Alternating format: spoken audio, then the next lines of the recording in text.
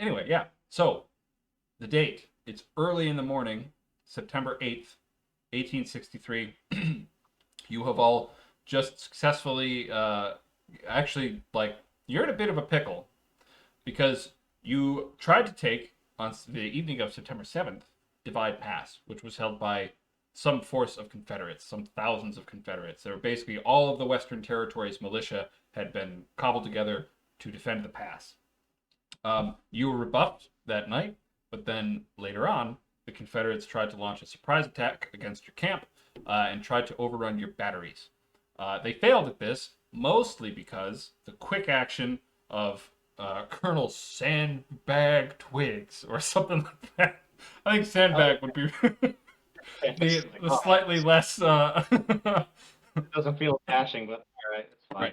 Right. But yeah, we should think about a name for that because I think that was pretty good and you rolled really well to do it. Like a series of good rolls. Like for one, like you were able to like get there and set up in front, and then your volleys were good and everything like that. Colonel Bullet Sponge Twigs. Colonel self-sacrifice Twigs. But yeah, apropos, you have been shot twice, so you should probably go and visit the medical tent. Not all. I felt like I got shot more. I think it was only twice. I think you took 2 wounds. I think. But check your character sheet. Yeah. I'm excited for this episode of Civil War MASH. Yes. Yeah. Civil War. Yeah. Yeah. You can meet the people who run the hospital. And you can go to the hospital tents, of which they're just standard wall tents made into a mall, basically. Man, Private Radar's extra weird in the Civil War. Everyone keeps asking why it's called that. I'm from Radar, Kentucky. Radar? I don't know, Polish or something. Yeah. So, yeah, Twigs, you've been wounded. You have repelled the Confederate sneak attack, and then led by the regulars, led by the guys in the 7th. Basically just a bunch of ad hoc, angry Unionists charged up the hill and swept over the entire field. So it's basically only a few hours after that. You guys haven't really slept in a couple of days because of all this excitement. But it's early morning, and you have been summoned to the headquarters to discuss what the hell do we do now? I had not changed out of my filthy, sweat-stained, blood-stained clothes. Right. Let's visit the medical tent for you first. Okay. Because I believe I think you took your wounds in precision. I have them both marked to athletics. Okay. Yeah. So yeah, I think I vaguely remember because it was a couple weeks ago now, but I think I remember you said like one hit was in like the leg and another was like in the arm. So you're probably kind of like a rudimentary sling. That sounds good. Yeah. So let's go see if you can get the wounds treated. So again, the way that kind of wounds work for characters, right, is that they are semi-permanent or like diminution of your particular attributes. Mm-hmm. So you have -2 of your normal potential for athletics because you've been wounded. Yes. So this also manifests in levels of pressure because you're in pain and various other things. You're like limping around and whatnot. So in order, like medical stuff helps deal with the pressure. So it doesn't actually like heal you because you can only heal through resting. But what the medical stuff does is like they'll give you a slug of whiskey and quinine, and then like you'll feel a little bit better, you know. Sure. So that's pretty much what you're gonna do at the medical tent. So if you head to the medical tent, go ahead and roll a focus check. Can you check for a faith healer? For what? A faith healer. Sure. I would absolutely not use a faith healer. I'm not that. Because you say only through resting, but you forget that through God all things are possible. True. Through God all things are possible, so jot that down. 7 successes. 7 successes. That's pretty good. All right. So you are hardened and accustomed to the horrors of war. So as you approach you know, the tent, the medical tents again, they're like 6 normal wall tents that have been kind of arranged to be kind of one big, like pavilion, basically. Mega Um, 10. yeah. So all 3 sides of the tent do not have walls; they're just open, and you can see beds. There is one small partition in the back where you keep seeing. Mostly these are emancipated people who are kind of stretcher bearing people with particular wounds, and then they stretcher bear people back out, and they come back with truncated limbs, and you kind of wonder, oh, that's where the amputations are happening. So it's actually quite full. There are a lot of people here. There are like hundreds of wounded men here, and they are wounded men of both sides. They're actually mostly Confederate because of the way the battle has gone. So that's part of the problem that you can probably perceive, Regis, is that what the hell are you going to do with like 4,000 Confederate prisoners? That's a big problem. So that might be something you ruminate on. But Twigs, you got to go find like a nurse. You got to find somebody. Make sure I'm not gonna like bleed out and die because I didn't pay attention. So Yes. Yeah. Your focus was basically like, do you pass out at the sight of blood? Turns out you don't. You're actually quite fine. You're just feel like, great. oh, yeah. Um, yeah. You got to find someone to go. So let me roll and see if the person who is organizing all this stuff knows what they're doing. Nope. They're a little busy. That's what we'll say. Basically, like, so you kind of see, like, in the back, right, there's like a lot of activity going on. There's people kind of coming in and out. You are sort of aware that the people who are kind of running the medical services for this division are actually volunteers. There are sort of rumors because this whole thing is kind of ad hoc and unofficial, not really 100% approved by like the actual army. So everything's Whatever. made up. Like, you're technically a brevet colonel, and that hasn't been confirmed by like Abe Lincoln or anything like that.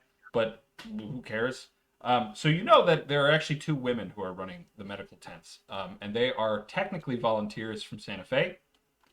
Um, but they have been basically unofficially breveted as a major and a captain, um, respectively, and they are in charge. And they are the worst tyrants that you've ever come across. Like, like Stump Grinding, like he likes what he likes. You've seen how Colonel Regis runs his regiment, and the swish and snap that everybody has to make sure they're marching in perfectly fine order.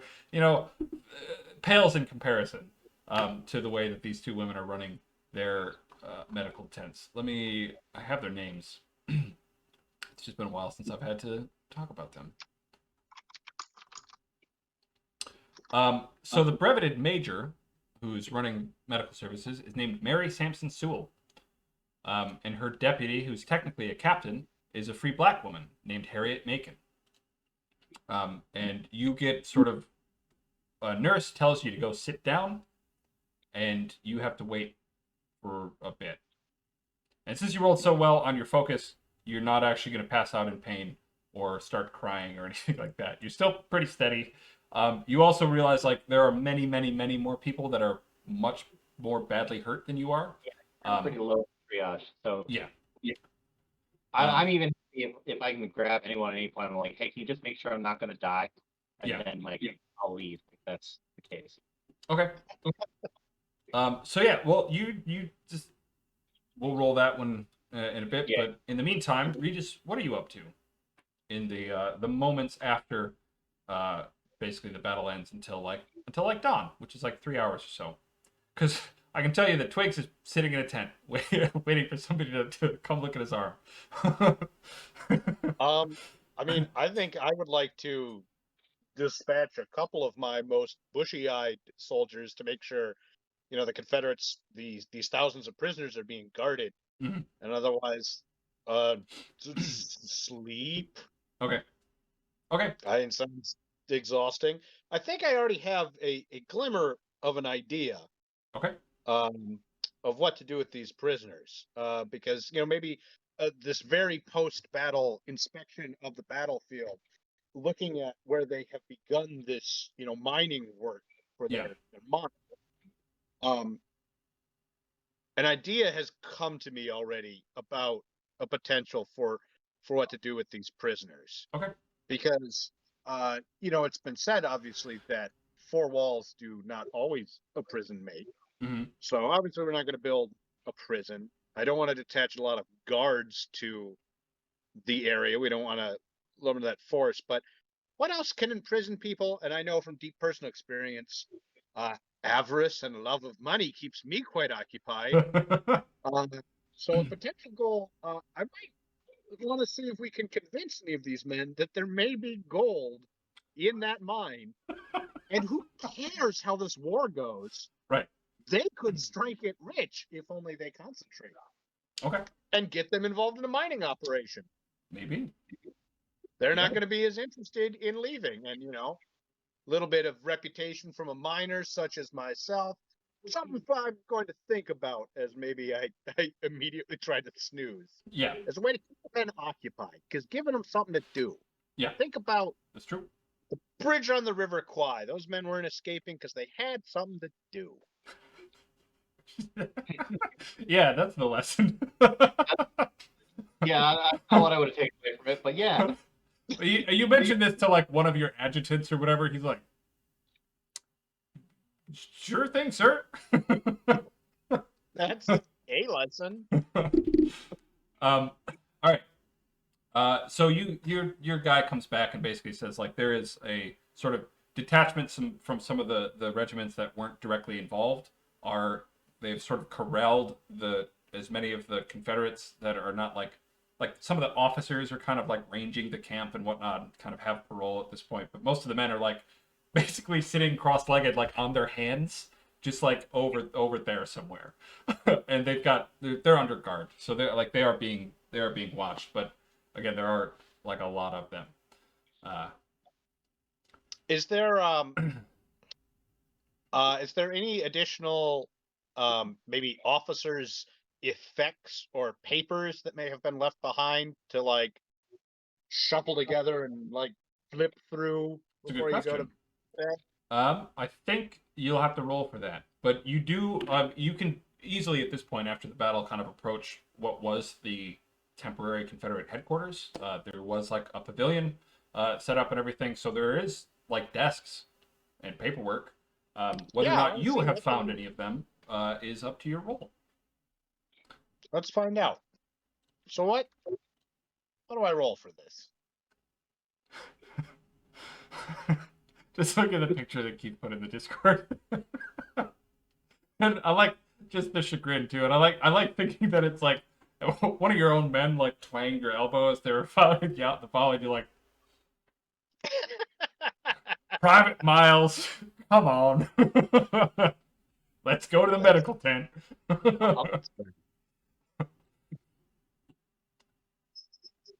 I would say you have. I gotta open up your sheet. I don't have it up. Like a fool I am. How could you? Yeah. Yeah.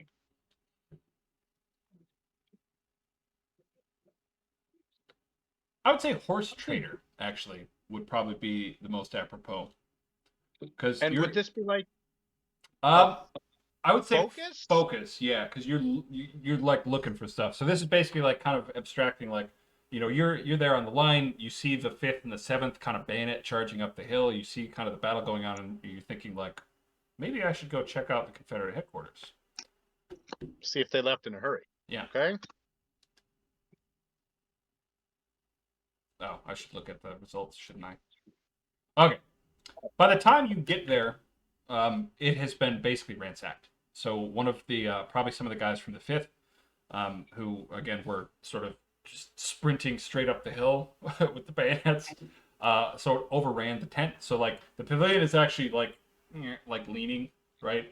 Some of it's holding up everything, and like there's scattered paperwork everywhere. Like you pick some stuff up, and it's basically just like preloaded letters, like from the desk of Colonel Jubilee Smith, Texas militia, that kind of thing. So, I yeah, think that one of the soldiers took one corner of the tent for their own pup tent probably, yeah. stake. Yeah, So it's much higher than like all the other ones because he has an officer's marquee tent stake. right. By the time you get there, like, the looting is going on. Like, that's mostly what's happening. Like, there's dead Confederates that you're kind of climbing over. There's like dead Union guys you're kind of climbing over. By the time you get there, there's like Union guys, like two guys with bayonets, and like a third guy just like going through a guy's pockets and like look, searching the ground, looking into the hole, and finding out that actually they have a big hole that's stuffed with gunpowder. Um, so that's something, and making sure they got all the like the quick match out of there and everything, but being kind of disappointed that it isn't buried Confederate gold, because that would have been better than gunpowder. I would also like to get well, there might be gold under that gunpowder. It's true.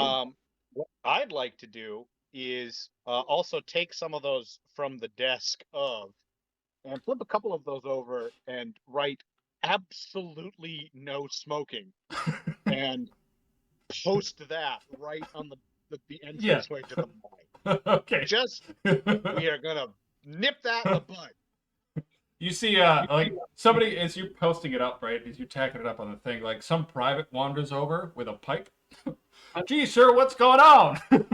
Like leaning in over your shoulder.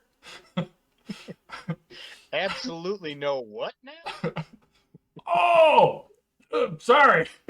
Let me just. Anyway, what's in there? I'd like to put out at least one person's like cigarette in their beard for smoking to like their cigarella. Yeah. Alrighty, but you have it's No it's documents. in hand. You haven't found any documents. Hopefully, somebody intelligent has gone through and done most of the sorting and sifting of all that paperwork. But yeah, you yourself found nothing. But after kind of finding out that the prisoners are at least somewhat secure for now, you go and get a couple of hours of rest. So go ahead and give me a composure roll. And remember, you get an extra success because of your veteran status, which you earned last time. A composure roll. Yep. So what attribute do I? This is focus and composure, and you get a bonus success. So you're rolling a 6 and 2.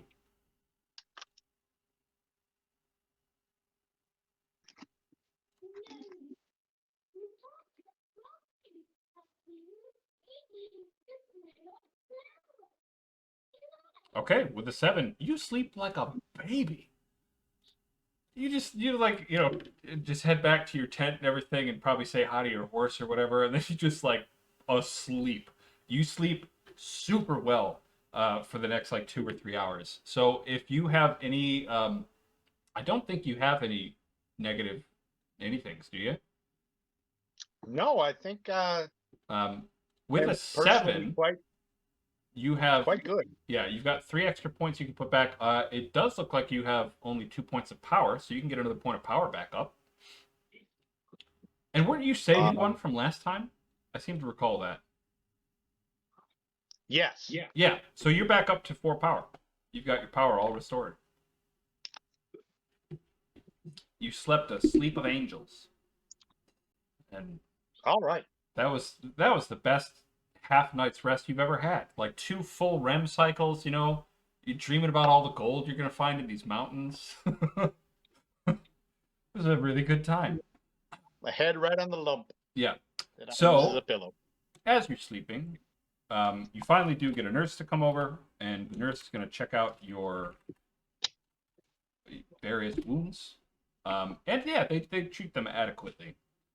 So you don't have any pain or pressure or anything like that for your wounds. They are still there, but you're not going to have any negative effects when you try to rest whenever you can, which you can't now because basically as soon as you walk out of the tent, you hear the horns calling to like all regimental commanders to the headquarters, because they're having a big meeting now because like, what the hell do we do now? So that also wakes you up. it's like the perfect moment, Regis. You sort of like come and wake up a little bit and kind of roll over and everything. And you're just like, man, that was so restful. And then you hear like, you hear wake up ponies or whatever, and you're like, oh, Well, I'm not bleeding. So. regimental commanders repair to headquarters 10. By the way, I will post this in our chat, but I did come across the Manual of Arms polka from 1863, which is for like a brass quintet, and it's like there are a series of bugle calls, and then backed up by the rest of this brass quintet, and it's what I am positive Regis is using for all of his Manual of Arms, a full polka to the right face and to the left face are two different inverse polka parts. You'll like yeah.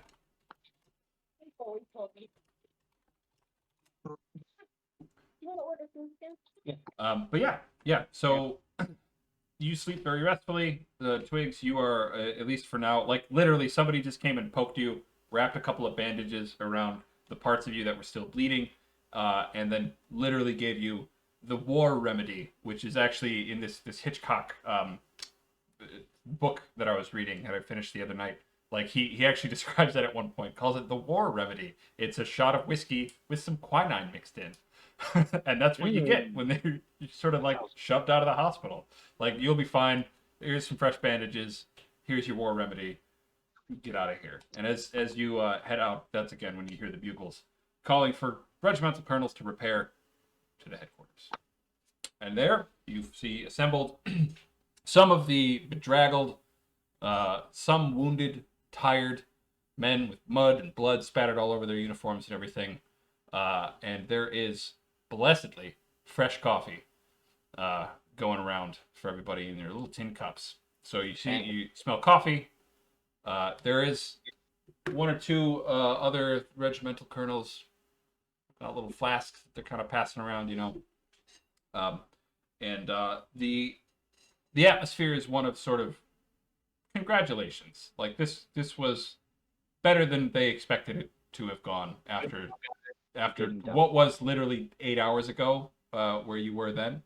So yeah, everybody's like, "Way, I'm really glad that the Confederates decided to try to overrun our battery because it could have been really bad otherwise." You personally, Twigs, a couple of other regimental colonels come over and like give you personal congratulations. They come over and try to like about to like smack you on the shoulder with the arm. Like, oh. But you also see a colonel, one of the regulars, just staring daggers at you. And every time you kind of look up to meet his eyes, he looks away. But you recognize that you've seen him around, right? He's like the regulars. It's like the joke you said about abolitionists. Like, how do you know a regular officer in the army? Oh, don't worry, they will tell you. They will go out of their way to make sure that you know that they're a regular. What we've seen in spring. Yeah. We know what class. Yeah. Not because he asked. Right. Yeah. He was one of the early graduates, like the class of 61, that was actually technically supposed to be the class of 62, that they were like, boys, you want to go to the war? And everybody was like, huzzah! Skip logistics class. Y'all get a B. Right. I guess you don't need to take this extra semester of French, do you? Why do we even speak Latin? But yeah. So anyway, this is interrupted when General Worcester comes in from like beyond the tent, and he nods around and makes sure he's got a cup of coffee and says, "Gentlemen, first things first, congratulations on the victory. Second things first, Grinding, how about you take over?" And Stump Grinding steps forward. He nods at you, Twigs. He nods at you, Regis, and his other brigade colonels. And he says, "Well, we got a bit of a pickle." And he outlines again, like, the fairly obvious problems that you're in now. Is like, you have like 3,000 Confederate prisoners. Many of them are wounded. They're being treated. but like the thing is, that's a good proportion of like the 12 to 15,000 men that your division has right now. So this is a very pressing problem. Like, what do we do about this? Because obviously, you can't shoot them all. It would just cost too much ammunition. You could maybe pile them up on the pass and then blow up the mine. But also, that's kind of hideous and morally questionable. But there are some jokes about that, some nervous laughter going around with some of the colonels. Like, how about we just blow them up? Just kidding. Unless you want to. I'm just kidding. But yeah, so there are various suggestions, right? Some of them are just saying basically like parole them. Some of them are saying like, let's see if we can try to, just release them if we get an oath of loyalty, and then if we find them again, we can hang them. Keeping them here under some sort of temporary stockade guard is one idea. This has to be dealt with like soon now because they'd like to move on. Any suggestions from the two of you? Disarming, like, the whole point of this campaign was to move quickly and do it all before we run out of food and water. Right. So disarming them, extracting an oath of loyalty, and maybe taking the officers with us. Mm-hmm. Just so like if they do decide to start, the officers are probably going to be the most motivated, talented guys among them. So take the officers with us, release the all the enlisted on their own reconnaissance, and make sure they don't have their guns.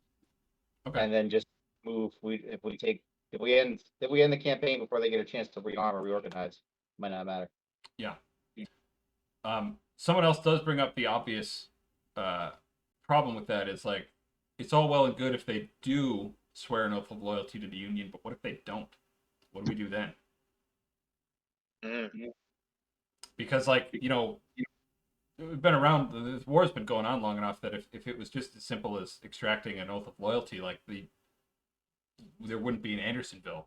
And then of course you probably might bring up the fact that the only reason Andersonville exists is because like General Lee refuses to return slaves. Like he refuses to treat slaves or former slaves like black Union soldiers as soldiers. He returns them to their owners. And like that's the reason that there's now a stockade system in place rather than the parole that was going on before. Do we have? You know what you don't have to take an oath of loyalty to? Gold. Everyone loves gold above their children, their families, their country, even their God. Colonel Regis, you don't need to go down and dress us all down with the ambitions of the nation here. What's your point? We all know the American dream. Yes, we all know. What if we were to take some of the officers with us? However, what if we found the greediest officer and left him with some of the men? Now, here's what I propose. I will even shave off with a careful rasp and feed a little bit of gold into the bottom of that mine shaft, allowing that greedy officer to discover it. When left to their own devices, thinking that that mine is full of gold, we don't need to leave guards. They'll simply keep digging, looking for it, knowing the avarice of man. Plus, we got their offices. True. You are met with fairly skeptical looks. I am deeply skeptical of this plan. Oh, like you wouldn't want a pile of gold. Some of these fellows might not be fighting for money. They have a cause. It's every man's dream. Is the cause is ultimately gold. You really? Okay. If you think so. Another one of the officers said, hypothetically, if we were to seed a mine here to distract them, and I'm not convinced that this is a workable plan. However, we wouldn't want to put it here. That's in the middle of the stagecoach road. We're going to need this for supply lines. I mean, I think maybe having a supply dump here is fine. That works. but I don't know if I'd want a bunch of avaricious, greedy Confederate men blocking our supply route. What about that pass we heard about south of here? Someplace where we'll know where they are, but they're off the beaten path. Hmm. They got to be close enough that they can be convinced to stay and keep digging deeper. At least for the next couple months, till we can win the war. I think your estimation of their gullibility is very optimistic. This is definitely, obviously, going to take a roll, and I'm going to say this is actually a quite difficult one. So you're going to have to roll a 7 to succeed. And that's just a flat success. That's like if you want to do this and make it reality, you need to roll like an 11. But with a 7, like this could be at least partially workable. If you want to roll for it. I think I can trick at least a couple people into digging for gold in this mountain. Okay. And if they're tied up, one less Confederate we have to deal with. That's true. I won't stop you.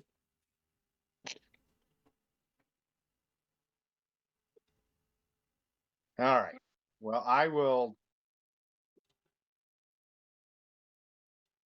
As this, I guess my charm, probably. Yes. And I would say probably personal magnetism or... Yeah, personal magnetism. That's the one. Yeah. Yeah. You know, you will be free to proselytize among the prisoners. But this will not be the general adopted policy of the division. However, no one is going to like stop you from trying to convince them to go just like hammer away at the pass. I just have to order dinner real quick. I'm just gonna go on mute. Okay. See, this comes from someone who has never seen real gold flex in their hand. That's you don't know what it does to a man. That is true. Many of these people have never actually held gold in their hands. You, of course, can just like hold out the lump. Just here you go. You feel that weight? 99 pounds. Less a little bit for the shaving, of course. Less one horse rasp's worth. Right.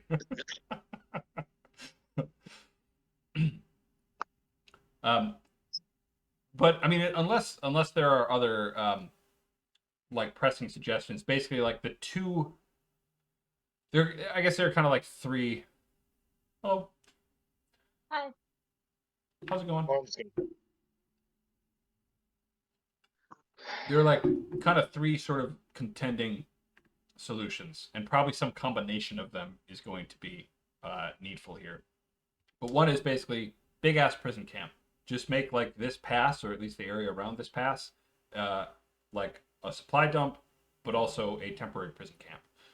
This could also mean in the future, any other prisoners that you take, either from Price or anybody else, can just be plopped up there. Right? It's just like Andersonville. Yeah. But like that. It's like Johnson's Island, but inland. Right. But I mean, this is consistent with Union Army policy in late 1863. They were no longer paroling men, and you know this is something you might have to do anyway. So maybe getting a lead on constructing this would be a good idea. The other suggestion, again, go and see how many of these men are willing to renounce their rebellion and come back to the bosom of the Union Army, or not the army, but the Union. And those men will be let go. Obviously, their names and everything will be taken down, so that if they show up in arms again, they are double traitors, I guess. They can literally be hanged. And lastly, like keeping the officers prisoner and keeping them kind of with the army, so you don't actually have to like put them in a prisoner camp or anything like that. But essentially just paroling the rest. I mean, like, it's actually already quite dangerous enough for them to be out in the Western Territories unarmed, even though any of the Indians that would be raiding them are here right now. Like, they're probably not going to do anything. So we haven't heard back from them. They ran around that pass, right? So a small group, like a couple of hundreds, went down Yeah. that way. Yeah. Yeah. So no, they're not back because they left like a couple hours after basically the first kind of skirmish was thrown back. So yeah, but you'll probably hook up with them again in the next couple of days. They're not going to be gone that long. I, for one, am going to vote for prison camp option. Okay. And sanction or not, I'll leave a scattering of gold dust in the big prison camp yard to just occupy these men. Right. I want them to bridge over River Kwai this and just start like, well, I don't want. Are you taking an escape tunnel? Escape? No, there's a gold mine. I found some. There's more. Yeah. So as this, the discussion goes on, the big problem with the prison camp, and like, it's going to take roles for people to kind of argue one way or another. So we'll sort of figure out what the policy is a little later. But one of the problems with the prison camp is that it's going to take a lot of resources to build. It's going to slow you down a little bit, and you're going to need people to guard all the men. You're going to need like several hundred men to stay behind to function as prison guards. It's probably not going to be a popular duty, but you can probably also pawn this off onto some of the walking wounded because they won't be hale and healthy enough to march with everybody. Yeah. But there will be kind of a critical manpower thing. So some nerd, one of the adjutants for the headquarters company, has actually gone and basically counted everybody up. There are 2,700 Confederate prisoners that you have captured. Of those, several hundred, 300 or so, are wounded. You kind of total inflicted like 400 or 500 casualties. Killed and wounded 400 or 500, maybe a couple of hundred dead. From the estimated strength you had before of roughly 5,000, quite a lot have gotten away, but any meaningful resistance they're going to be able to put up, like on the main stagecoach road to Austin, is probably not that severe. The biggest worry would be that if you build a prison camp here and then march away, you've still got kind of 1,000 men in the hinterlands of Texas who might look to start raiding and whatnot. So you don't know. But those are also like the extra cost of supply, the extra cost of maintaining a garrison that you also have to supply, the need for fresh water, all that. But so let me go over the numbers again. So 2,700 or so prisoners. You have actually captured and at this point emancipated 350 laborers, enslaved laborers. So you've got more of them. So in total now you've got somewhere close to about 400 emancipated free men at this point who are kind of walking along with the army, volunteering for various things to do. There are murmurs of ironic assent that go around there. Like, not everybody agrees, of course, but like there are enough people that are sort of like at least committed enough to the meme. I bet those rebels would absolutely hate to be patrolled by former slaves. There are, of course, obvious issues with that, like the inherent racism of some of the men in the Union hierarchy. Of course, don't want to arm any of them. But also like the fact that you maybe don't want people who know them to be their prison guards. Not only because like that might mean some murders, but also like there might actually be some shared affinity between slaves and their former owners, or vice versa, that might complicate things. Worcester is not opposed though to arming some of these men. He's not opposed to working some of them in the rotation, and he's definitely not opposed to using them as wagoneers and supply, like wagon drivers and mule drivers and stuff like that, as long as they have the skills and volunteer. And he's not opposed to arming them, especially now because you have, in addition, 2,700 prisoners, lots of dead rebels, close to 400 now emancipated slaves. You have also, over the course of this short campaign, have captured several thousand more horses. You have like 2,500 more horses that can be kind of worked into the rotation. Not all of them are good. That actually might be something you might need to go kind of look at later today, Twigs. Is to go kind of assess the horse stock and see how which ones are suitable for obviously cavalry mounts, which ones are suitable for supply mounts, and which ones are old nags that aren't useful for anything anymore. Eaton. Eaten, and there's also they're currently getting some of the adjutants of various regiments to go around and assess your current state of supplies. Because in the last couple of days you've eaten quite a lot. Most of the fresh beef that you took with you has now been slaughtered and passed out over the course of the past 10 days or so. And it's looking like you're going to get into like canned and tinned food pretty soon, which is never really a popular place to be. However, there's opportunities for that because you are in West Texas, and West Texas, even in 1863, was big-time cattle country.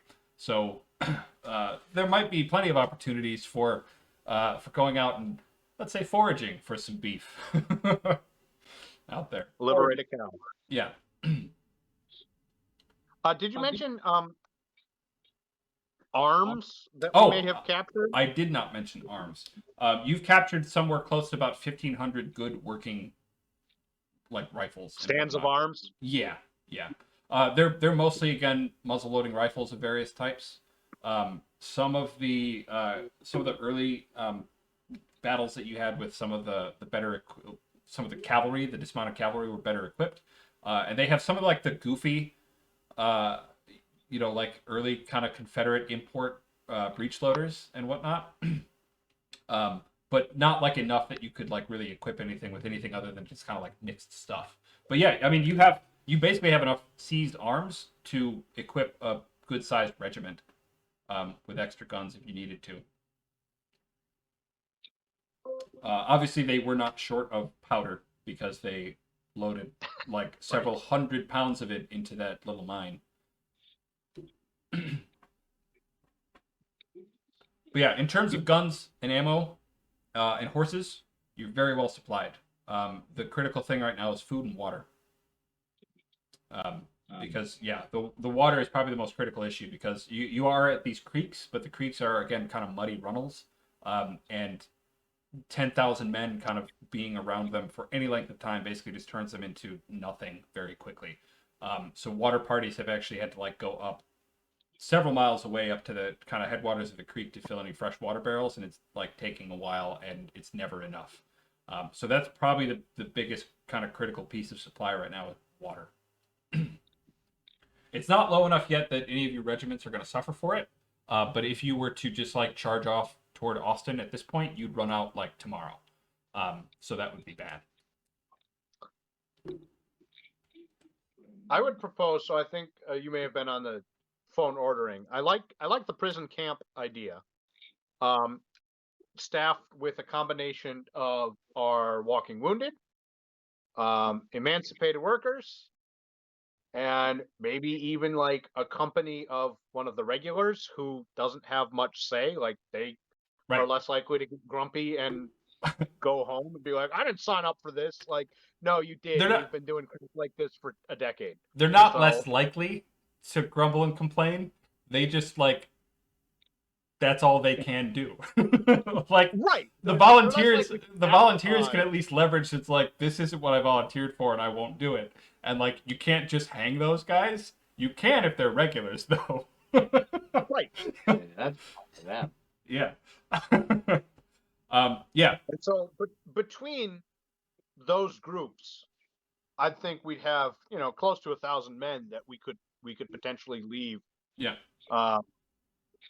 To guard, keep the pass open, maintain a supply dump. Yeah. Ask for additional supplies, ask for additional troops. I think our victories can also, justify asking for additional support from the West. Say like, hey, we want to exploit these victories. Send us more men, send us more stuff, and here's a forward operating area. Yeah. So the two of you have actually both talked to, there is a reporter, he's not here now, but there is a reporter who's like with the division who's kind of popped up every now and again and asked the two of you, because like, obviously like, Regis, you were famous. So like they came and interviewed you pretty quickly early on in the campaign. And he's still around writing stories. So if maybe one of you were to write up sort of a triumphant kind of a version of what was going on that they could send back to Santa Fe, or something like that, that would definitely go, because like you've seen some of the things that they've been writing, and a lot of it is like directing volunteers to go to certain areas, directing any donations of supplies and things like that to go to certain places. So like you do know that there is sort of a back and forth thing. Like there's going to be regular supply runs coming from Santa Fe, that are going to resupply things. It's just you guys have all been moving so fast, you've kind of gotten past them, so you haven't really gotten your first kind of shipment of other supplies yet. But they will be coming. So definitely, like, there is a line of communication between you and the rest of the world. So getting newspaper reports and stuff and battlefield reports back to Santa Fe means that it can very quickly get to like San Francisco, and from San Francisco it can be wired right over to New York, and that'll go a good long way into sort of not only like getting the division functional and keeping it supplied, but also for things like, you know, agreeing to your brevet ranks and approving any things that you might have earned as accolades or what have you, and to legitimize what you're doing, right? Because like you're kind of out here alone, having to kind of blaze your own trail. So a lot of the kind of policies that you're setting and the protocols that you're setting with regard to, say, emancipated workers, will be something that might make its way out to the rest of the Union Army that's fighting elsewhere. So there is communication, to make a very long story short. Another pro we can put into the prison camp plan or proposal Mhm. is we can name it something ironic like, Camp Nat Turner. Yes. That's true. Yeah. All right. I'm going to roll for the mood of the room. Yes. I'm going to see how, like, we're kind of getting ready to, see who might support this and who might not. So, how do I want to do this?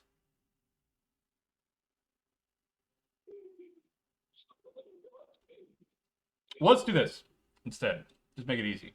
I think that in order to kind of get everybody to enough people in enough of the regimental leaders to agree that this is the course of action you want to take, unless either of you think that a different one is better, like releasing most of them or paroling them or whatever.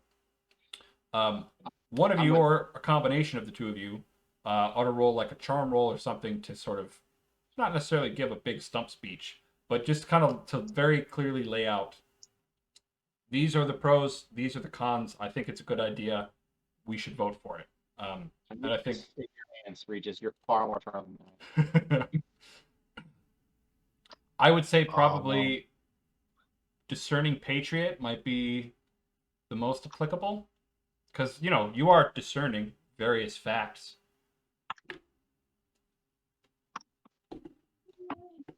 Okay, with a 5, Regis, you can see that this is going to be a really tight vote if it goes now, right? It's possible, but I think you might be able to kind of help sway things too, because again, remember, you are sort of the the division's pet abolitionist, and a lot of the men who lean that way kind of look to you for leadership and advice. Yeah, I'll just roll charm and I would say generalship. yeah, I'm trying to think what else to apply, but I think that's the one. Yeah. Only 4. Okay, I think that counts enough. I think with that success, and with Regis's success, that's going to make this actually a quite easy roll. So what I'm going to do is, there are, like, say, well, how many colonels are there? There's 3 brigades. There's like 9 colonels. 9 colonels. Colonel. And I'm going to count those as, I'm just trying to, I guess I should try to write up some mechanics for like how to influence elections and votes and things like that, because I think this actually comes in handy, especially for something like this where it's like volunteers. Yeah, this is war by democracy. guess You know? difficult persuasion.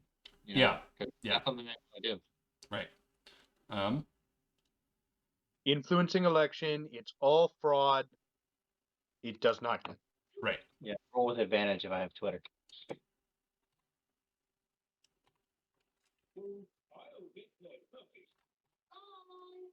I All right. mean, I'm gonna not say I'm gonna roll this. the other 7 don't disagree with us Right. necessarily. Right. Like, there's probably some dissent, but Oh no. 2 negatives. Uh-oh. I'm not sure if I like that though. How I rolled it. I don't know. We'll just say between the two of you, for just to make things easy and move things along, I'll come up with something better for this later, because we're probably going to have other crises like this later that we're going to have to vote for, and I'll have something like slick, because I like what I'm trying to do is sort of represent like in a simple kind of D10 numerical sort of a way. It's almost like it'd be easier if it was like percentile. Maybe I'd just do that. Between your successes, we'll say that's a plus 30%. We need at least 50%. So Sure. I'm just going to roll a D100. And I'm going to add 30% to it. And we rolled 71. So actually, it's unanimous. oh, well. But the tension I was having is like, that's simple enough, but like, it's not necessarily like, I'd like to try to keep things as simple to the pooled rolls as possible. So I'll figure something out so it'll be easy so we don't have to do this next time. But It's a test. well, with that, that's fine. Yeah, I think that works. And so everybody actually says, you know what? Honestly, this is fine. So it's gonna take like you're gonna have to spend a couple of days building the camp, and like people are like, what do we build it with? It's like we don't have trees around here. Just a lot of scrub grass and like bushes and tumbleweeds and whatnot. But that'll be sorted somehow. So yeah, I mean, you've been kind of discussing all this for an hour or so, and some of you have heard through the tent.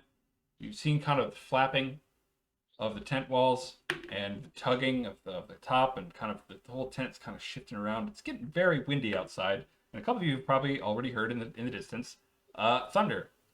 And as the meeting breaks up, you can look basically out to the east and the north, and you can see a great big wall of black cloud just speeding along through the horizon, coming this way. It's like one of those things where it's like in the distance enough, like it's still kind of sunny where you're standing, but as you look over there, it's like, you know, the dark clouds of Mordor that are approaching, but you can literally see a wall of water that's coming down. So you know, they just kind of come out like, oh, well, sir, get ready for this storm. Somebody says, maybe we ought to open up some rain barrels. Should take care of our water problems. Yeah, what's that? Everyone leave their hats upside down. Right. Quick, your helmets. Alrighty. So, I would like to add a second set of stakes to my tent. yes. So here's what we're going to have to do. Because essentially this looks like a very severe storm. So essentially this is going to be like enemy action, damaging your camp. So your men are going to have to be up and like making sure that your regiments don't get battered to crap because of a storm. So that means like, yeah, pounding down like other guy ropes or taking tents down entirely. You see a couple of you guys just like shrugging themselves into like the gum ponchos that half of them have kept because the other half like, I'm in a desert. What do I need this for? You know. So they're trying to like get under their buddy's gum blanket and everything, and it's looking pretty grim. So here's the thing: this is, like I said before, a severe storm. This is like, it's not a tornado or anything like that, but it is like one of these kind of summer thunderstorms that is, you're probably going to flood most of the creeks and everything that you're in and on for the next several days. It's looking bad. So you both get back to your regiments and everything. You're going to have a little bit of time to prepare. So what do you want to do? You've got basically one action worth of work that you can do before the storm hits. Secure the horses. The most important bit. We can get wet. We gotta make sure the horses don't get sick or get hit by hail and whatever. Yeah. that would be a cohesion roll for your regiment. And your guys too, Twigs, are a lot of them are quite tired because again, you guys like stood like a rampart in front of that battery of artillery, and did a pretty good bulk of the fighting, earlier this morning. So a lot of your men are like they have to be like shaken out of their beds, and you have to have like the bugler like standing out in front of their tent, like bugling them awake into the tent. So I rolled miserably. Oh, that's really bad. So we totally. I mean, we Yeah. were fighting all night. We're all shot up. Yeah. Probably. Yeah. So your men are running around again, trying to shrug themselves into their gum blankets and everything, and running over by their horses and everything. But it's like it's absolutely you can't even find like a number of your officers to yell at to go get everybody in order. Like it's just chaos. Military ground. Yeah. All right, Regis, what is your action before the storm hits? I guess I'd like my men to flip over, prepare some water barrels and Okay. double stake their tents. Okay. Like, make sure we're not gonna have them blow away completely. Everyone find your shelter half, buddy. Yeah. That would Maybe be try and a labor roll.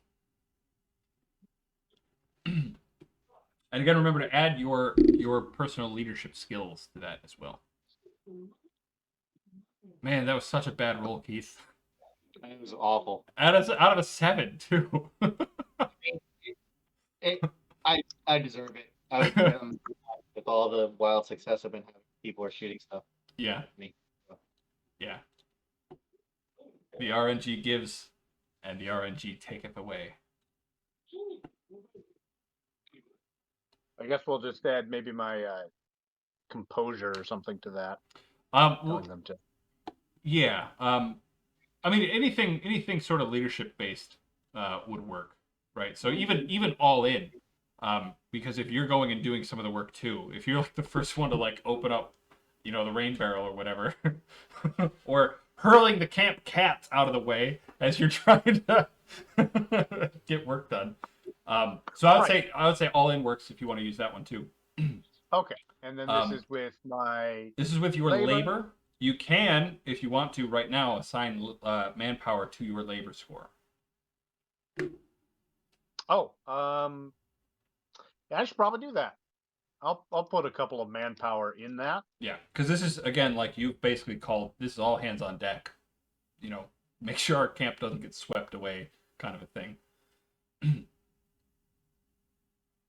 Yeah, we don't want to be also just naked in the field like those Johnny Rebs.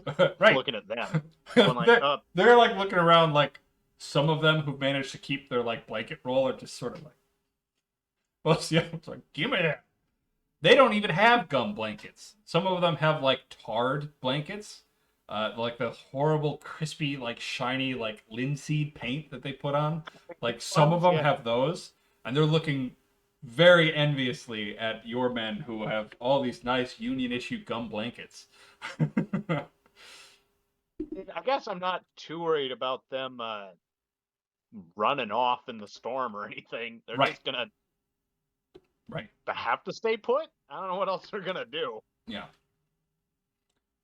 Yeah. So all right, go ahead and roll. Okay, the exact opposite of Wiggs' roll.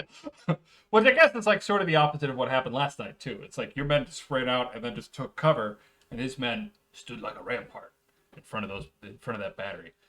So yeah, your men are up and formed and ready. They also apparently slept the sleep of angels, and were perfectly rested. And they get up and like, oh gee, a storm, cool, and are out there. So yeah, your tents are being double staked.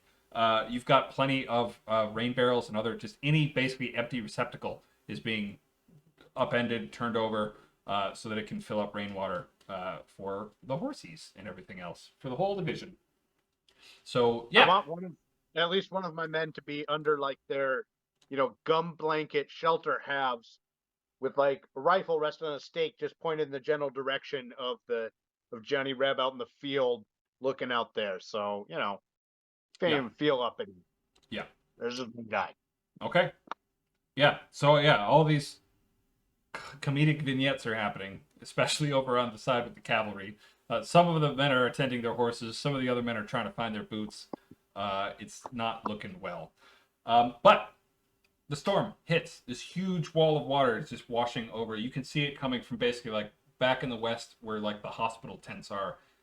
Disappears. It's so like the water is coming down so thick that as soon as anything is kind of washed past it, it's gone from vision. You can't see anything. And it washes over, and it's literally buckets just pouring all over you. You can't see anything. You can barely tell where you are anymore. The ground, having been so dry for so long, just instantly turns into mud. Like both of you are, as you're standing there, kind of watching this waterfall, this Niagara Falls come at you. Like you're standing on solid ground one moment, and then you are literally ankle deep in mud the next. It's that quick. So this manifests mechanically as a +3 pressure because it's such a severe storm. So every single thing you're trying to do is going to be 3 points harder.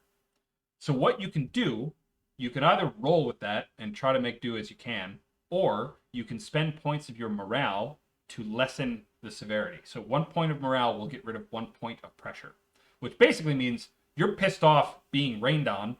There's water somehow in your armpits, and it's really uncomfortable and awful, and you're in a bad mood, but you can still get down and get things done.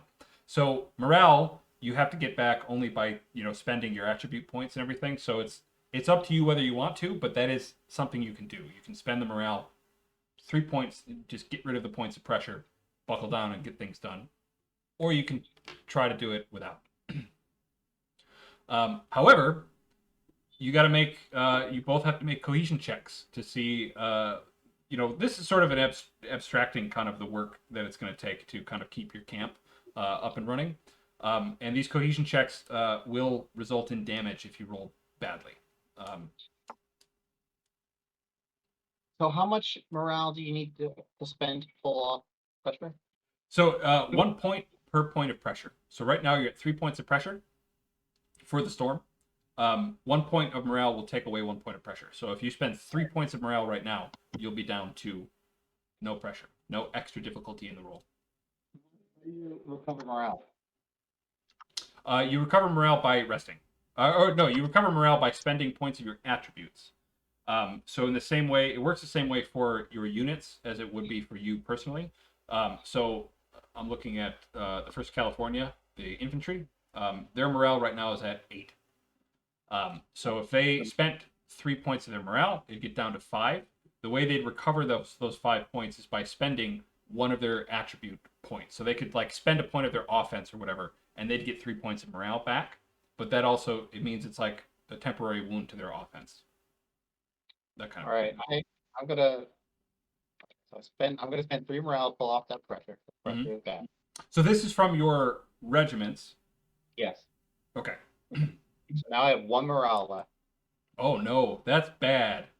But then I can burn a point of labor to put myself back to 10. Not all the way to 10, because you're only going to get back the points that you have in your current attribute score. Oh, okay. So if I have 1 labor and I spend it, I only get 1 hit for morale back? Correct. Yes. Ooh, that's rough. Yeah. Oh, no. Yeah. So, like, I think obviously spending the morale is the right move because you definitely don't want to take the basically extra 3 points of damage that you're going to take if you fail a roll because of the pressure. Do we know if, is it a feasible thing? Can I, when we assess the damage of the storm and everything afterwards, am I going to be able to be like, my guys need to rest for 3 or 4 days? Yeah. Cover that. It's gonna depend on sort of what the state of the rest of the division is. But like, there is definitely a possibility that this could delay the entire division by like a week. Okay, well then before I'm gonna spend any points, we're just gonna eat those 3 points of pressure and let it sit for. Okay. All right, so I have more morale to bank, and I think I will spend the morale Okay. to negate that extra pressure. Yeah, we got 2 success. Oh, that's you didn't have to roll or anything. It's not a roll. It happens automatically. So Oh, yeah, I haven't told you to roll anything quite yet. So like, what you're gonna have to do now is basically, we're gonna do a number of sort of like little scenes, little vignettes to kind of abstract like the damage that the storm does. So the first one is basically like, what happens when this wall of water hits? Like, are all your tents washed away, or do some of them stay up? Do all your horses run away? That kind of thing. So up first, we'll do the First California Infantry. You have double staked your tents, so you're actually going to get a +1 success on this roll automatically because your men were able to organize and do it.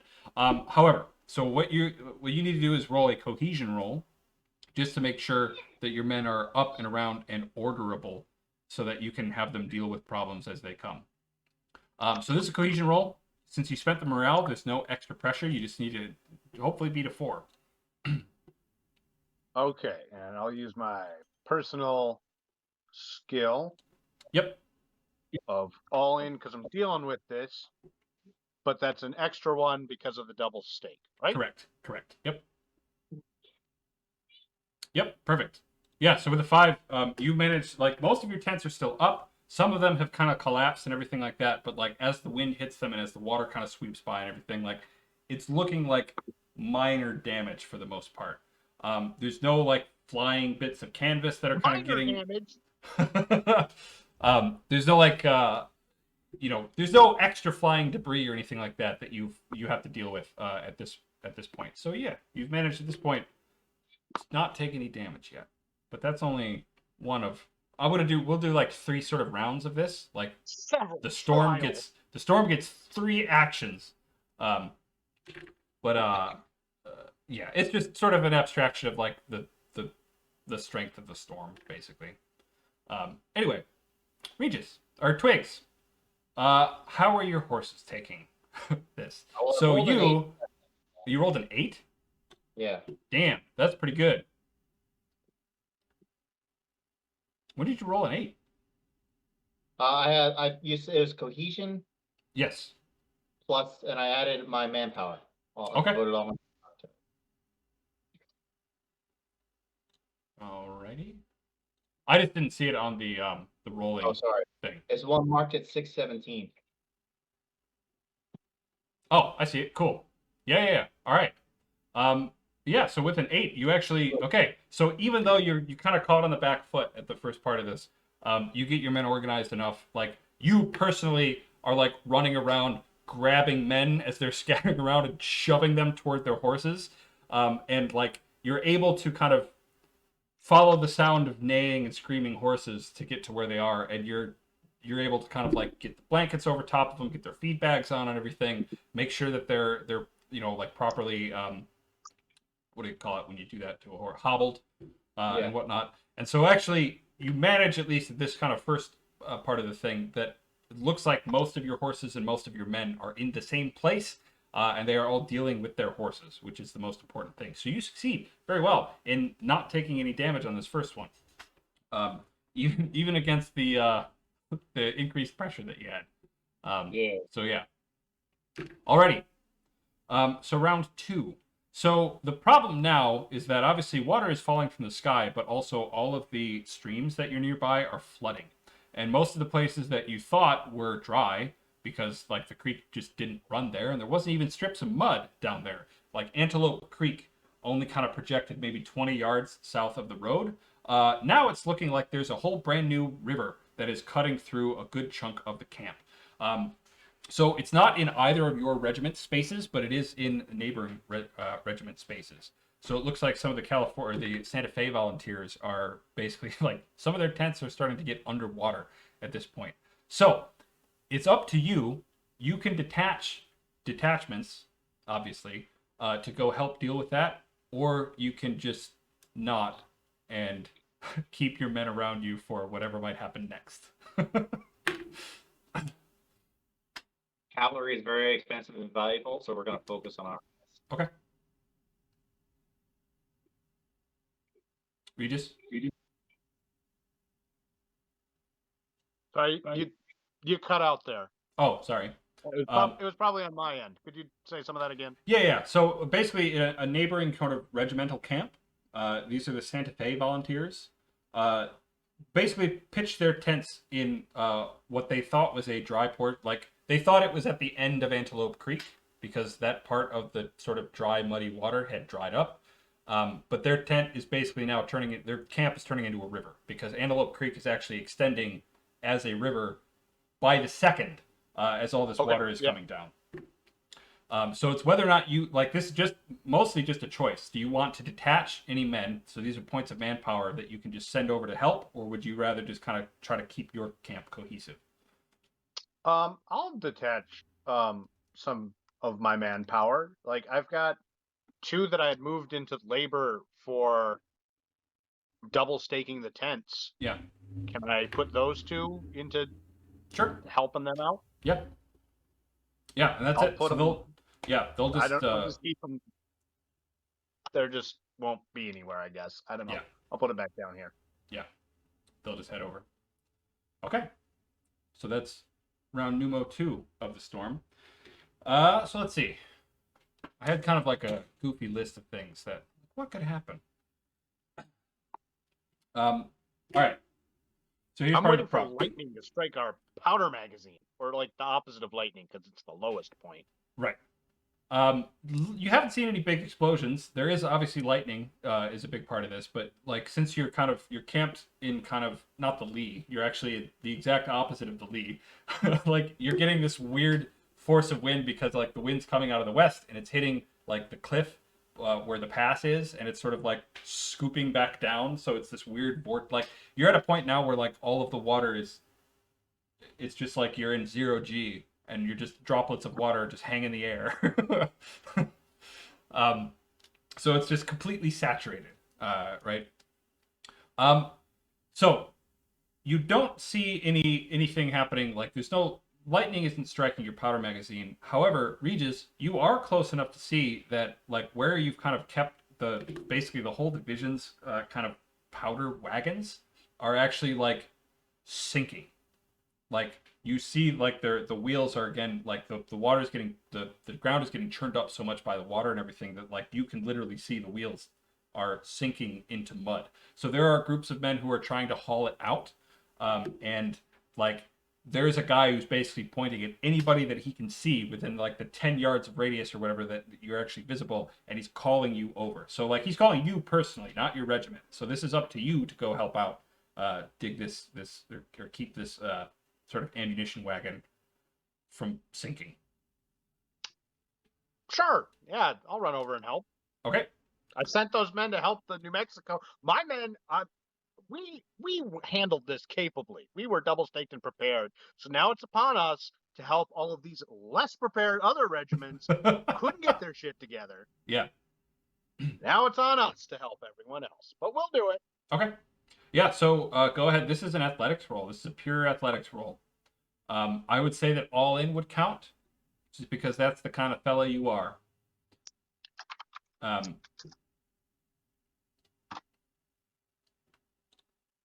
Okay, so I'm going to say that you're going to take 1 wound of any kind. It's up to you. You do help kind of, you help in various ways. You help scrounge up some gun blankets to kind of throw over the barrels to make sure they don't like sop, because it's probably going to take, you're going to have to look and see if any of the powder was actually damaged, like once this all stops. But, as all this is going on and everything, you basically like, it's up to you what you want to damage. Maybe you're just in a worse mood, so that would be a point of damage to your charm. Maybe your focus is a little off because like you're literally blind. You can't see anything because of all the water. It's up to you though. So mechanically, you take 1 wound. I have a sunny disposition no matter what. Mm-hmm. And you know what? I think that just makes me a little less athletic. Yeah, you like pull a muscle or something. Yeah. Kind of was a little sore when I imagine it's one of those things when they finally did heave forward, slipped first into it. Yeah.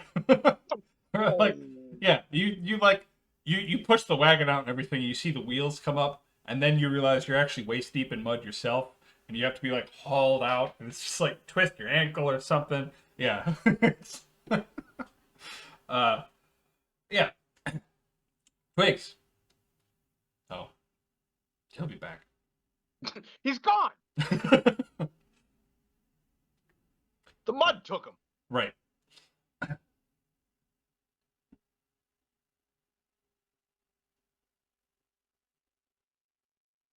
I have not read any of them, but when I was flipping between my tabs on my computer between the regiment and all that, but I now have like 5 messages from civil or from World War II reenactors to the Of questions course. I posed. One of the I found one group that is World War II U.S. GI reenactor help, Yeah. and it's a group dedicated to improving people's United States impressions. I'm like, that seems pretty safe, but I'm still like, oh, Yeah. what are they going to suggest here? Well, when I do my You're- storm tripping, my Have you other considered- regiment. Have you considered being one of the undercover Germans from the Battle of the Bulge? Oh my God. Yeah. Every time I've just read about that the other day, my favorite thing to happen with Omar Bradley was during the Battle of the Bulge, they stopped him like a sergeant, stopped him at gunpoint in Yeah. his Jeep. And was just like, how do I know you're not a German? And he's like, I'm Omar Bradley. And he's like, oh yeah, well, what's the capital of Illinois? And I've heard this. Omar Bradley is like Springfield. And the sergeant like racked his rifles like, wrong answer, it's Chicago. No, you're just wrong. I'm Omar Bradley. I love the And confidence. like Yeah. some other private had to be like, please don't No, murder him. no. It's him. It's Springfield. It's Peoria. No.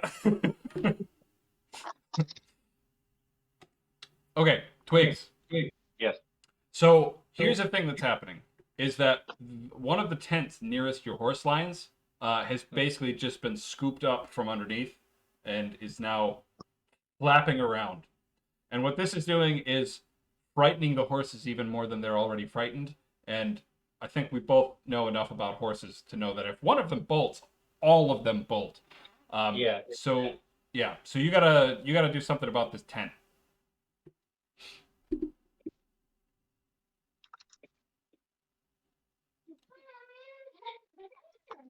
I just got a sign for the food too. So I don't know. Like he's not a horseman, so Twig's going to do his best to collect, or not even collect. We have independent sergeants. These guys should know what to do. That's true. Well, so yeah, what would you need for me to just kind of like do my best to assist, but kind of like let these guys run the show? Yeah. Okay. So I'm gonna give you an extra success because of the independent sergeants, which is a very, very useful thing. But I think like you personally, like might need to go just like tackle this flapping tent, right? Is like the big thing is that like the worry isn't necessarily that like the tent's gonna blow away. You don't really care about that. It's what it's doing to the horses. So like you basically just need to like tamp down this tent somehow. And if that means like you personally just kind of like lay on top of it, even if in your wounded state, that might have to be the thing that you do. But Probably the best thing to do because I'm not very fast right now. true. I mean, you are wounded, so like if you can think of a sort of a clever way to do it, I could let you use intelligence. But you I'm not a clever man. I'm a direct man. okay. So if you are literally just going to risk getting hurt, yeah, just roll roll your current athletics, which is 3 because of the wounds. You get the bonus success because of your independent sergeants, because a couple of them are running over to help. And I'm also going to say that this would count. I'm going to say this counts as proletariat because this is probably not the first time that you've had to use your body for the good of everybody else. So that would be, a 3 and a 3, perfect. And you actually managed to do it and not get any more wounds. Well done. Good job. For now. So you squash this down and everything, and like as soon as you get it under control, more of your sergeants kind of run over and help tamp the thing down and everything, and it's crisis averted. So last thing, both of you, for your units, for your regiments, roll another cohesion check. And this is the last thing we're gonna have to do for the storm. But we're gonna see if any damage has resulted. This also counts with the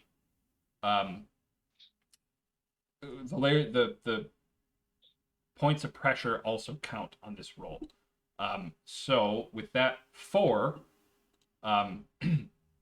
you take 3 points of damage to your unit. Yeah. And with a 2, because you spent your morale to tamp down the thing, Regis, you take 2 points of damage on your regiment. So these are probably going to be things that we can kind of handle narratively next time. So we might not need to like roll for the resting and everything to recuperate these particular things. It's mostly just like cleaning up the storm. But yeah, so this all maybe took place like you kind of check your watch and like shake it to make sure there's no water in it and everything. And it's maybe been like an hour and a half, and it rolls on by, and the sun comes back out moments later. And you can both kind of stand up and kind of survey the wreckage of the camp. And this was hard. I deliberately made this like difficult. So the fact that you both took some damage to your units is not a surprising thing to me at all. But yeah, so we'll probably get into a little bit more detail about how to clean up next time. But in the meantime, make sure you mark down the wounds that you took on your regiments. Yep. And where did you put them down? I took 1 in labor, 1 in maneuver, and 1 in offense. Okay. And what about I took 1 in maneuver and 1 in offense. Okay. Yeah, so it's mostly just like, your units are spread out. Everybody's wet. Most people are pretty annoyed. Horses have been scattered. You have to round up. You have to go and re-round up Confederate casualties again. Some of them need to be like dug out of the mud. So this is going to be a long, long day of work to just kind of get the camp back to where it was on its feet after that. And this is because I rolled 3 zeros on that day's weather roll. So I was like, oh. Yeah, I'm glad we didn't have the battle during that. Yeah, well, I mean, like, the Confederates would have also had, because I had it planned out because I didn't know exactly how the battle was going to work out, and there was the possibility that this could have been 3 or 4 days of battle, of, like, trying to work your way up the hill and bombardment again and everything, and I actually had, like, a roll kind of ready to go for the possibility of lightning striking the powder mine that they were putting in, and the whole thing going up. But because the Union basically came in and like dug that out, like, nope, none of this, and they like dispersed it really quickly, that wasn't a thing. But like this could easily have been like, you're waiting the next day to go up, the storm hits and everything, and then lightning strikes like the high point over there where they have all their gunpowder, and the whole mountain blows up. So that was a thing that could have happened. That was a thing that I had basically jotted down as a possibility. So, but I'm gonna keep doing pre-rolling all the weather stuff because it helps. And it, like, the way I'm doing it, mostly it seems to be fairly realistic, I guess, like fairly like predictable. And so like tomorrow, mostly a clear day, so you'll have at least the next day to kind of help recover. And I'll roll some everything else out, and I obviously won't keep telling you about it. But yeah, so like, how do you like the fact that the both of you took more damage in a storm than you did in battle so far at all? Sounds like 19th century warfare. Yeah, good. Yep. Yeah. So okay, but that's pretty much all I got for you today. And I pretty much expected that was kind of be the thing. So next time, building some prison camps, recuperating after the storm. We can maybe skip some of that too, because there's some other more. Seeding some prison fields. Yeah, there's some other big plot stuff that's upcoming.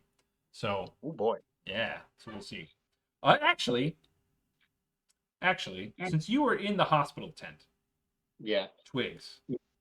So you were in the hospital tent, and this is actually something I already have like the Mr. Loren Hamilton, who writes the the Blue Coat Courier, has already just like I have a thing written. I just need to do the Photoshop stuff. Has written quite extensively about the hospital. But so I said before, like the three sides were open, right, because of the ventilation and getting rid of all the. This was apparently a huge concern in the 19th century. Was like ventilating for like the vaporous, Gotta clear that, man. whatever's. But anyway, the back wall is still there. And the reason the back wall is there is you probably kind of stood up and maybe walked around to stretch a little bit. You realize that the back wall is there because that's where the pit is. And the pit is where they put all the all the bodies or all the amputated limbs that they cut off and they put in a pile back behind the tent. That's why they keep the wall up, so all the people who are there don't stare into a pit filled with severed arms and limbs. So That could be traumatic. yeah, so I think you should roll shivers as you're. This is earlier. This is before the storm and everything. This is as you're kind of sitting and ruminating in the tent, waiting for somebody to come up and basically give you fresh bandages and a shot of whiskey and quinine. Okay, with a 4. There's something about this pile of limbs that is more grotesque than even it superficially seems. Obviously, this is gross.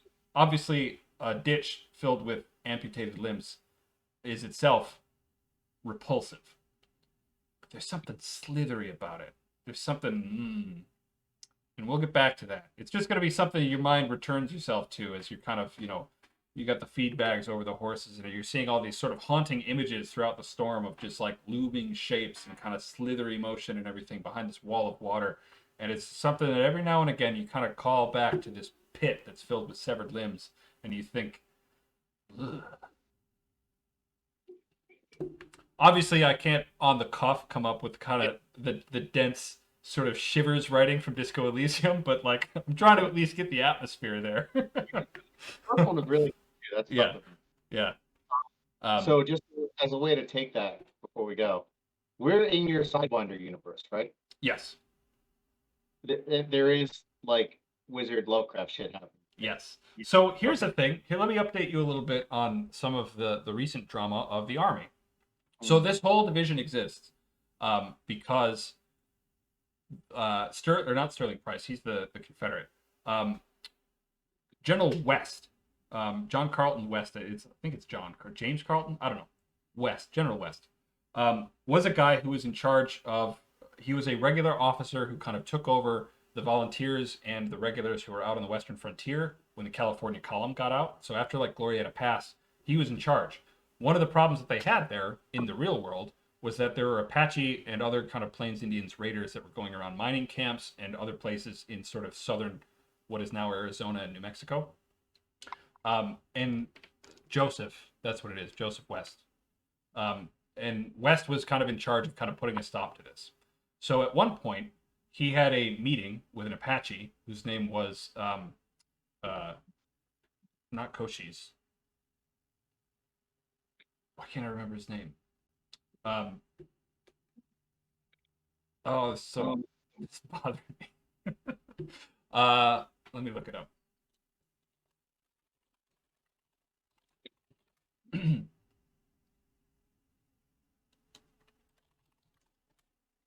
I'll just edit this later to make it, Make it look better. Yeah. Mangus Coloratus, that's what it is. I didn't actually have to look it up. He was an Apache named Mangus Coloratus, and Mangus Coloratus was summoned by General West to a meeting of a bunch of the Apache and various other people that were part of this kind of raiding sort of system for a parley. And West had him murdered, like in real life. He had him murdered and tortured by men. So you were probably you had probably heard of this when it happened, or pretty close after it happened. You obviously weren't there, but there were some of his regulars, some of his men, heated up bayonets over a fire and prodded it on the guy's feet. And when he finally got sick of it and tried to walk away, they shot him because they said he was trying to run. even though they had brought him there basically under a flag of truce and like said this was a meeting, and West allegedly had him placed in handcuffs and taken prisoner, and then basically told his men, he did the thing that's like, will no one rid me of this meddlesome priest kind of a thing. Yeah. And basically just let his men know that he wouldn't take it badly if he didn't live through the experience. So they tortured and murdered him. So in real life, he also had his head cut off because Mangus Coloradus apparently had a very big head. It was just sort of unusually large. So he cut his head off and he sent it to the Smithsonian so that their like phrenologists could look at it or whatever. We don't know what happened to it in real life. It apparently never showed up to the Smithsonian, or it did and it just wasn't recorded or something. They don't know what happened to it. It's just gone. Yeah. So in this universe, you found out only like a couple of weeks before this whole Western Division was organized and the whole thing was started. You found out that Joseph Rodman West was, or Joseph Rodman? God damn it. Hillary Rodham West. General West was apparently dabbling in necromancy or something. So right before this, he was accused of, like, he had the head with him. He had it in a box. And he allegedly spoke to it. And he was trying to do all sorts of weird fucking chalk line black candle rituals and stuff, like in his fort in Fort Sumner, unbeknownst to everybody around. So when this was found out, he murdered a fellow general. He like, allegedly, this is the story, is that the other general killed himself out of disgrace. But the rumors among the army, of which you've probably been very attuned to based on the skills that you've had, is that he did some sort of weird necromantic thing to make the guy kill himself. So, like, these are all things swirling around the camp as sort of this black spot of what happened with General West. And it is Rodman, Joseph Rodman West.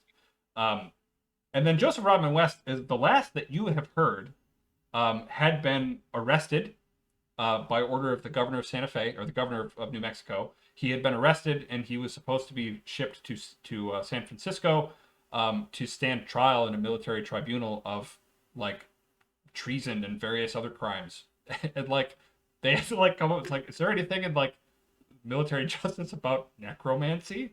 We're gonna put on a fucking weirdo. So. Yeah. But so, like, this all came to light because of the Sidewinder game, right? This was like the mystery they were trying to figure out and everything, and they exposed him, and this all happened and everything. And you also probably may have heard some rumors coming from some of your friends back in California that the news that when people arrived, when they left Santa Fe with General West in tow, that something happened to him on the way. He just mysteriously died. You don't know. He got sick, it just happens. Travels real hard, so he got sick. He definitely didn't get kicked off the back of a wagon and handed off to the Apache or anything like that. Nothing like that. Like, some people just, they can't handle the road. Yeah. The back of a truck. Yeah. So those are this is, like, within the universe stuff that has happened that you're all aware of. So, like, you've at least heard rumors that a Union general, like a real Union general, was trying to do necromancy and various other weird stuff. So yeah. So I just I googled Magnus Coloradus because I had not heard of him, and I typed in Magnus, even though his name is Mangas. Yeah. But I didn't know that. And then I typed in COL, and Google immediately thought I was describing the Magnus cold pressed juicer, which is a much better name. That's something. Yeah. Just like that's a thing. Yeah. But yeah, I actually do have all of the games that we have restarted since last summer or whatever we restarted the Sidewinder recorded. Right now they're just like MP4 videos but no video because I just do the audio. But I've got so many of them. But yeah. That is sort of in universe kind of canon stuff that you're all aware of. So that you're definitely at least aware. I don't know if either of you personally believe any of what's happened, but those are rumors and stuff you're aware of. That's just something to keep thinking about, because like if magic stuff is around, shivers is a great thing to have. Yeah. But you know, if it isn't, it is just the free PTSD machine. Right. Yeah. But yeah, so I like we'll. the idea that as a a scientific socialist like yourself, Yes. reading Marx is not going to believe in the supernatural, but you also just have The Shining, but you don't believe you. Yeah, I'm the But- communist who has The Shining. That perfectly describes what I'm going for. Yeah. Yeah. Yeah. I mean, Marx did describe the ruling class as vampires. So Mhm. the first time I find a factory owner who's like a fucking vampire, it's like, it's all, what Yeah. is it? It's all here. the specter of communism. If if um if through some unfortunate incident Colonel Twiggs is killed in this campaign, I hope you can come back as the specter of communism, Really gonna Right. haunt. Right. a communist ghost. Yeah. No, it's not blood. He's socialist. Yeah. We'll see. I've been really enjoying this. By the way, this has been a lot of fun every time. So. Hi, buddy. Hard agree. I will post that. I gotta look up that thing. The manual exercise polka. Yes, please. It's great. I already found it. And